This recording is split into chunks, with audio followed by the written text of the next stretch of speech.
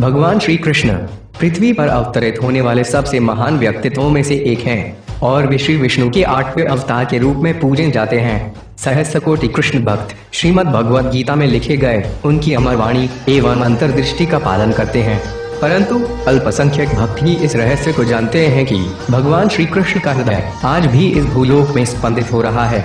आज हम वेद में इस रहस्य को उजागर करने वाले हैं, अतः इस प्रस्तुति को पूरा देखें और देखने के उपरांत कमेंट पे लिखें जय श्री कृष्ण।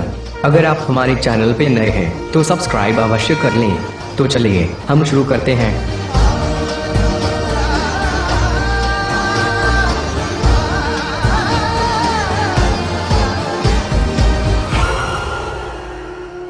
महाभारत के अनुसार कुरुक्षेत्र युद्ध के परिणाम स्वरूप गांधारी के सभी 99 पुत्रों को वीर गति प्राप्त हो चुकी थी।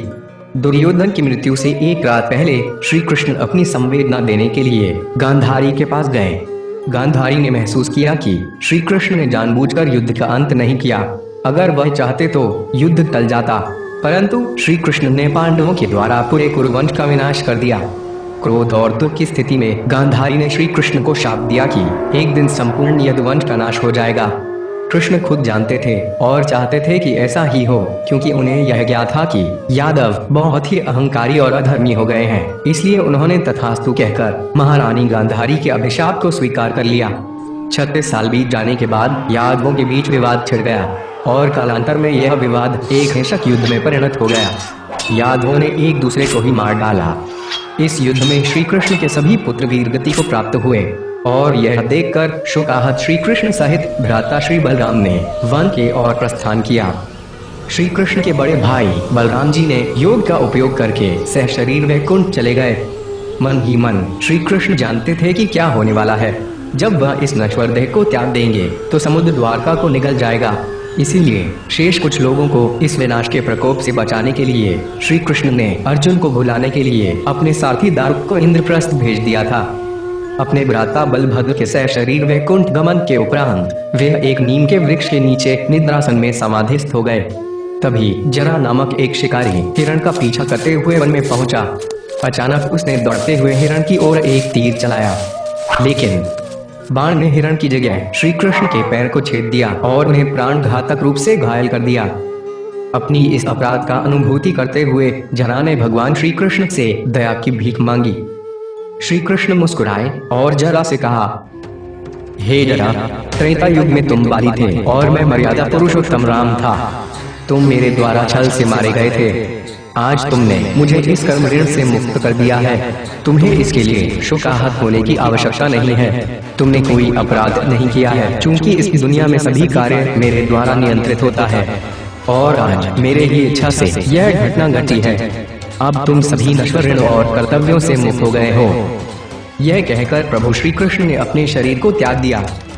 अचानक जरा ने देखा श्री कृष्ण के देह से एक प्रकाश उत्पन्न हुआ और इस प्रकाश ने श्री विष्णु के त्रिविक्रम स्वरूप का आकार धारण किया और उन्होंने जरा से कहा, हे निष्पाप जरा, इस रूप में मेरा दर्शन कभी विफल नहीं जाता है। मैं तुमसे अति प्रसन्न हूँ, मुझसे वर मांगो। अश्रुनयन युक्त जरा ने उनसे कहा, हे प्रभु, मैं जन्म जन्मांतर तक आपके इसी रूप की पूजा करना चाहता हूँ। आप अगर मुझे यह वरदान दें तो मेरा जीवन सफल हो जाएगा। श्री विष्णु ने जरा से कहा, हे सत्पुरुष, तुम सत्य ही इस योग्य हो। मैं तुम्हें वर देता हूँ कि कलियुग के प्रारंभ में तुम विश्वावसु के रूप में सवारा कुल में जन्म लोगे। हिमाद्री पर्वत के निकट तुम मेरे इस ब्रह्म स्वरूप तत्व को प्राप्त करोगे और युगों युगों तक मैं सिर्फ तुम्हारी वंशजों से पूजित किया जाऊंगा। यह कहकर वे अंतर ध्यान हो गए। इसी समय दारुक के साथ अर्जुन वन में पहुंचता है। वह क्रोधित होकर जरा को दंड देने जाते हैं, परंतु जरा खुद ही अग्नि समाधि ले लेता है। इसके उपरांत शोकाहत अर्जुन अपने प्रिय मित्र का दाह संस्कार करने की कोशिश करता है, लेकिन श्री कृष्ण के शरीर दाह करने के उपरांत भी उनका हृदय अग्नि से अछूता रहता है। बार बार प्रयासों के बावजूद अर्जुन इसे दाह करने में विफल हो जाता है। अर्जुन ने देखा श्री कृष्ण का हृदय एक नीलमणि में बदल गया था, जिससे हर जगह विशाल ब्रह्मांडीय ऊर्जा उत्पन्न हो रही थी।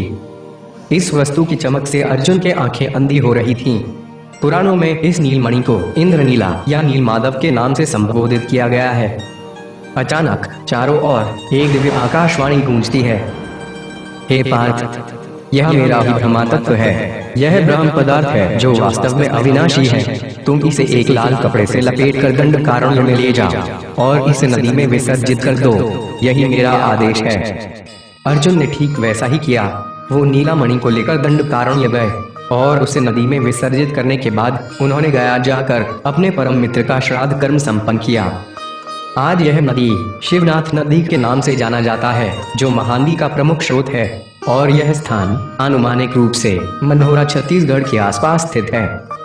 इसी अनुष्ठान के उपरांत सम्राट युधिष्ठिर ने अभिमन्यु पुत्र परीक्षित का हस्तिनापुर में राज्य अभिषेक किया और श्री कृष्ण के पौत्र अनिरुद्ध के पुत्र वज्र को इंद्रप्रस्थ सौंपने के उपरांत सकल भ्राता और द्रौपदी समेत युधिष्ठिर ने हिमालय की ओर प्रस्थान किया। आगे क्या हुआ? ब्रह्म पदार्थ कैसे कीटुंग बना? कैसे आदिवासियों ने अवंती राज्य को युद्ध में परास्त किया? राजा इंद्रद्युम्न ने कैसे भगवान जगन्नाथ को प्राप्त किया? जानेंगे आने वाले एपिसोड में। आप देख रहे हैं वेदवेग और मैं योगेश आज के लिए आज्ञा चाहूंगा। जय श्री कृष्ण, जय जगन्नाथ।